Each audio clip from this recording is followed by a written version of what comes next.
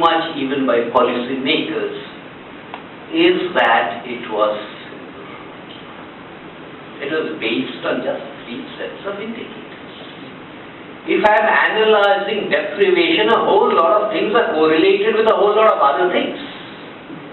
But if I am trying to measure something, the simpler you keep it to the extent you can, the better it is, the more focus you have. I will have a comment on the MDGs in a minute. I'm going to provoke my hosts, but I'm greatly disturbed by what is happening on the SDGs. 8 goals, 21 targets, I can understand. 17 goals, 169 targets, 1 per country almost. We go nuts. Imagine the plight of the countries which will now have to collect data for these, if at all collecting that data is possible.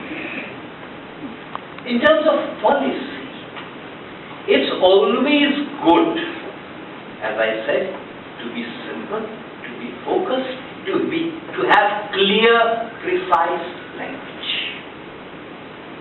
I look at some of those proposed goals, I don't understand what they mean. It's as if you're looking for a unified field theory and are trying to solve every problem under the sun. Where will we park it? Let's go park it here. If this is what happens, I think the SDGs will not have the virtue that the MDGs had. On the MDGs, Nagesh has already told you that the developing countries as a whole did fairly well on attaining the MDGs. But that was primarily because of China.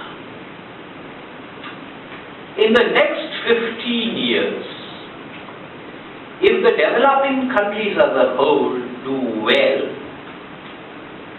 on moving towards the SDGs, or whatever these goals are going to be called, that ought to be primarily because of India.